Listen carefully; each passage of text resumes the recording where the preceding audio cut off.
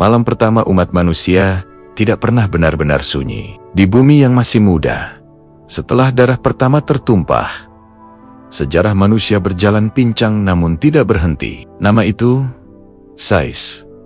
Ia tidak disebut gamblang dalam Al-Quran, tetapi bayangannya hadir hampir di setiap tafsir tentang kelanjutan hidup manusia. Setelah tragedi pembunuhan pertama, dalam sunyi, ayat-ayat yang tak menyebut namanya, Nabi Sis justru berdiri sebagai simpul penting, penghubung antara wahyu pertama dan peradaban awal. Ia adalah putra dari Adam dan Hawa, lahir setelah keluarga pertama manusia porak-poranda oleh kecemburuan, iri, dan pembunuhan. Dalam banyak riwayat Islam, Sais lahir sebagai pengganti, bukan hanya pengganti seorang anak yang mati, tetapi pengganti harapan umat manusia yang nyaris runtuh di hari-hari pertamanya. Para mufasir klasik menyebut, Adam tidak menyerahkan amanah kenabian pada sembarang anak. Ia memilih Sais yang paling tenang, paling taat, paling siap menerima beban sunyi bernama wahyu. Dalam literatur tafsir, seperti karya Ibnu Katsir dan As-Tabari, disebutkan bahwa kepada Sais diturunkan suhuf lembaran wahyu, bukan kitab besar, bukan hukum negara, melainkan pedoman awal.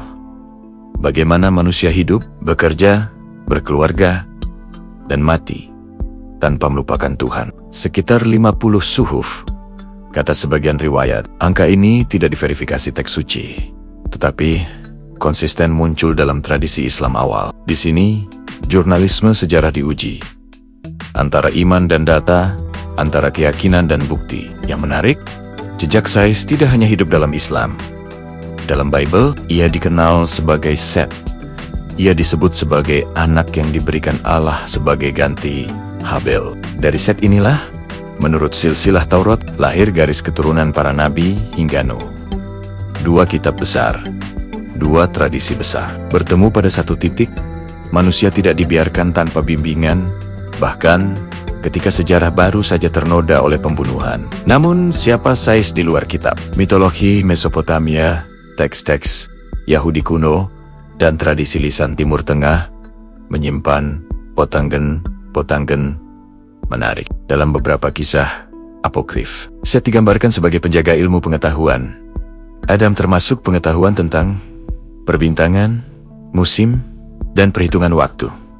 Apakah ini mitos atau ingatan kolektif tentang manusia awal yang mulai membaca langit? Disinilah pendekatan investigatif bekerja. Banyak sejarawan berpendapat, kisah tentang Sais mencerminkan fase ketika manusia mulai menetap, bertani, mengenal waktu, dan membangun struktur sosial. Nama Nabi mungkin belum dikenal secara akademik, tetapi fungsi sosialnya nyata, penata kehidupan. Sais, dalam konteks ini, bukan sekadar figur spiritual. Ia adalah simbol transisi dari manusia yang hidup dengan insting menuju manusia yang hidup dengan aturan. Riwayat menyebut, Sais hidup ratusan tahun, bahkan lebih dari 9 abad. Angka yang sulit diterima sains modern, tetapi lazim dalam narasi manusia awal. Tempo jurnalisme mengajarkan, jangan buru-buru menertawakan angka sebelum memahami konteks zamannya. Usia panjang dalam teks kuno seringkali bermakna era, bukan sekadar hitungan biologis. Bisa jadi, Sais adalah figur kolektif nama bagi satu generasi pemelihara wahyu. Namun, umat beriman melihatnya secara literal. Seorang nabi, seorang manusia, seorang penerus Adam.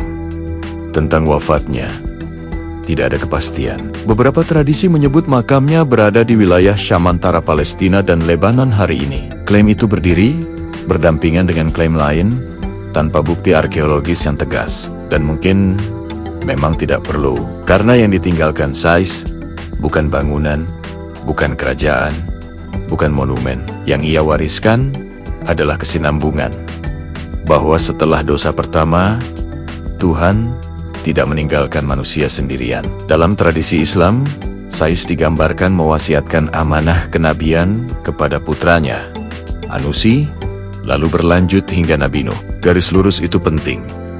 Ia menegaskan bahwa kenabian bukan kejadian acak, melainkan mata rantai panjang. Disinilah Sais berdiri sebagai figur sunyi, namun krusial. Ia tidak memiliki kisah spektakuler seperti banjir besar.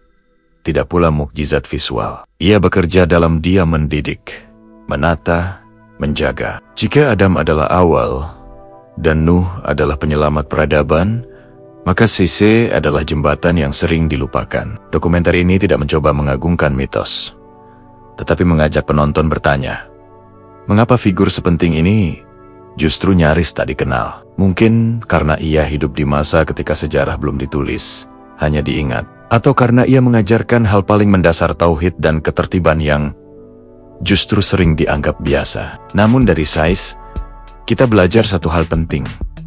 Peradaban tidak selalu dimulai oleh revolusi besar. Kadang, ia dimulai oleh seseorang yang menjaga api kecil agar tidak padam. Dan dari api kecil itulah sejarah manusia terus menyala hingga hari ini.